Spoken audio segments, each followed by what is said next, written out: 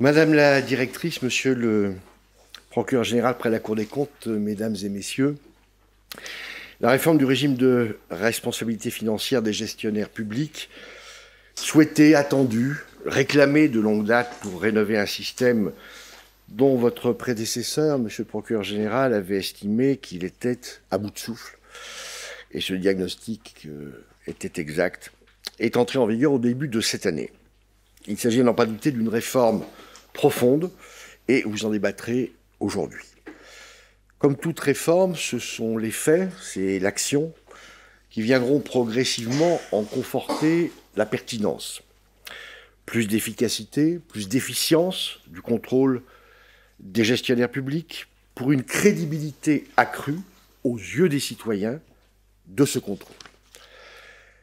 Cette réforme s'inscrit dans un mouvement général d'amélioration du contrôle juridictionnel de l'action de l'État et de ses agents, mouvement continu depuis une trentaine d'années, qui répond d'abord à une exigence légitime des citoyens, qui permet ensuite de crédibiliser l'intervention du juge et partant de renforcer l'état de droit, vous en avez parlé, monsieur le procureur général, ainsi que la confiance qui, par les temps qui courent, n'est pas toujours spontanément acquise de nos citoyens dans l'action publique. Parmi les éléments très divers qui ont, au-delà de la réforme qui va occuper vos travaux aujourd'hui, qui ont concouru à ce mouvement général d'amélioration vers davantage d'efficience du contrôle juridictionnel de l'action des administrations et de ses agents, je voudrais brièvement retenir ce matin, brièvement, je le promets, quelques éléments, quelques bornes. Tout d'abord, le développement du contrôle du droit souple. L'administration agissant de plus en plus en faisant appel à ce droit souple, la jurisprudence a progressivement évolué, cette évolution a duré 70 ans, pour permettre aux justiciables aujourd'hui de saisir le juge administratif de la contestation de ces objets qui ne sont pas des normes et dont la forme importe peu, mais qui sont des objets qui n'en ont pas moins des effets notables sur les droits ou la situation des administrés. C'est le point d'aboutissement de l'arrêt de section Gisti du 12 juin 2020. Ensuite, le juge de l'excès de pouvoir a fortement réduit le périmètre du contrôle restreint.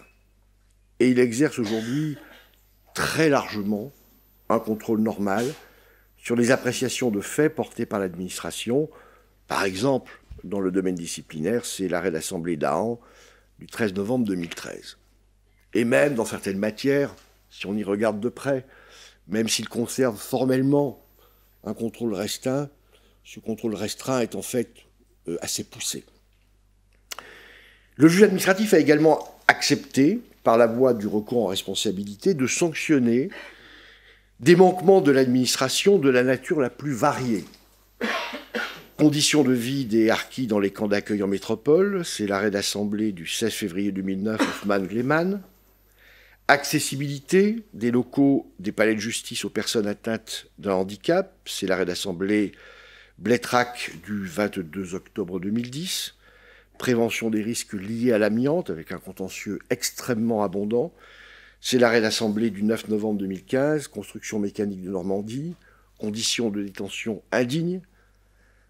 Tout cela en appliquant de plus en plus un régime de faute simple.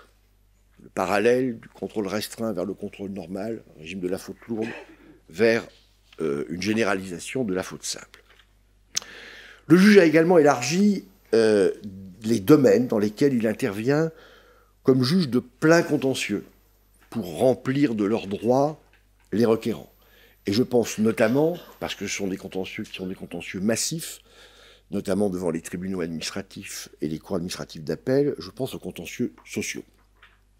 Enfin, le juge administratif a accepté d'être saisi plus largement des carences fautives de l'administration, ce qui plonge d'ailleurs parfois l'administration dans un certain vertige, en tout cas dans les interrogations, en matière de dommages de travaux publics, bien sûr, mais aussi dans ce qu'on appelle les contentieux climatiques, très médiatisés, Qu'il s'agisse de la pollution de l'air, c'est l'arrêt Association Les Amis de la Terre du 12 juillet 2017, ou du réchauffement climatique, c'est-à-dire du respect de la trajectoire de réduction des émissions de CO2, c'est l'arrêt Commune de Grande-Synthe du 1er juillet 2021.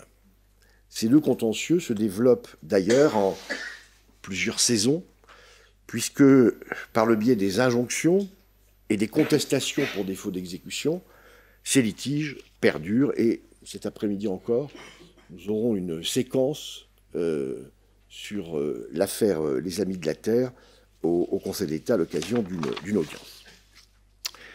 Dans ce domaine des carences fautives, l'Assemblée du contentieux a très récemment défini les contours de l'action de groupe, plus exactement de celle des actions de groupe, qui tentent à faire cesser un manquement résultant d'une carence de l'administration, manquement dans le respect par l'administration de ses obligations légales ou réglementaires. Mais par la même occasion, nous avions deux affaires. C'était les affaires de port du numéro d'identification RIO par les policiers et les gendarmes. Et puis c'était l'affaire des contrôles discriminatoires, qui sont appelés par la presse les contrôles aux faciès. Il a donc défini les contours de cette action de groupe, tout à fait nouvelle, mais il a également défini à l'occasion les contours de ce qu'on appelle dans notre jargon le REP injonction, c'est-à-dire le recours pour excès de pouvoir injonction, qui consiste pour un requérant, à estimer qu'il y a un manquement à des obligations légales, à estimer que ce manquement, l'existence de ce manquement résulte d'une carence, d'une inaction de l'administration, à saisir l'administration d'une demande pour qu'elle prenne les mesures pour corriger cette carence, pour combler ces insuffisances, et donc mettre fin en tout ou partie au manquement, et devant le silence bien souvent implicite en l'espèce de l'administration, de saisir le juge administratif pour lui demander d'enjoindre à l'administration de prendre toute mesure utile pour corriger cette carence. À cette occasion, le Conseil d'État a posé une limite qui tient tant à la séparation des pouvoirs qu'en fait au réalisme et donc à l'efficacité du contrôle juridictionnel de l'administration. On peut demander beaucoup par le biais du REP injonction ou maintenant de cette nouvelle modalité qui est l'action de groupe en cessation de manquement. On peut demander beaucoup au juge administratif, mais on ne peut pas lui demander de se substituer au pouvoir public pour définir ou redéfinir de manière globale une politique publique. À chacun ses responsabilités. Dans une démocratie, il y a des pouvoirs, principe de séparation des pouvoirs, il y a un parlement, il y a un gouvernement, il y a un juge de l'administration. Ça n'est pas au juge de l'administration de se substituer au parlement ou au gouvernement.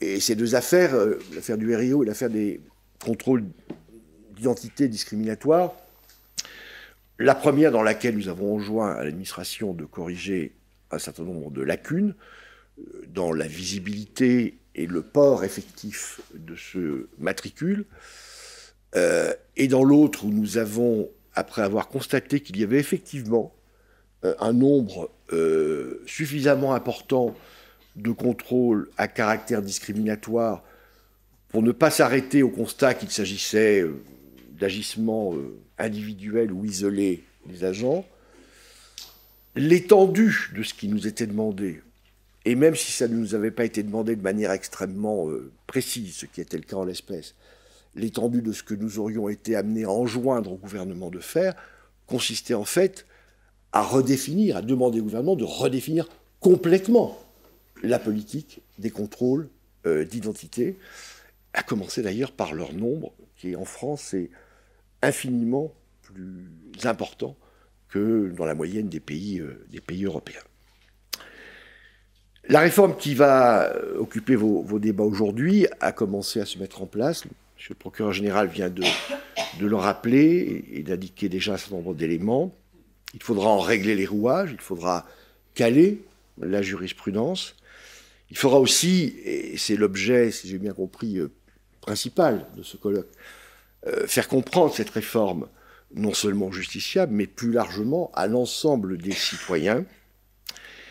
Le Conseil d'État, en tout cas, en sa qualité de juge de cassation, prendra à cette œuvre toute sa part. Je vous souhaite des discussions fructueuses et je vous remercie de votre attention.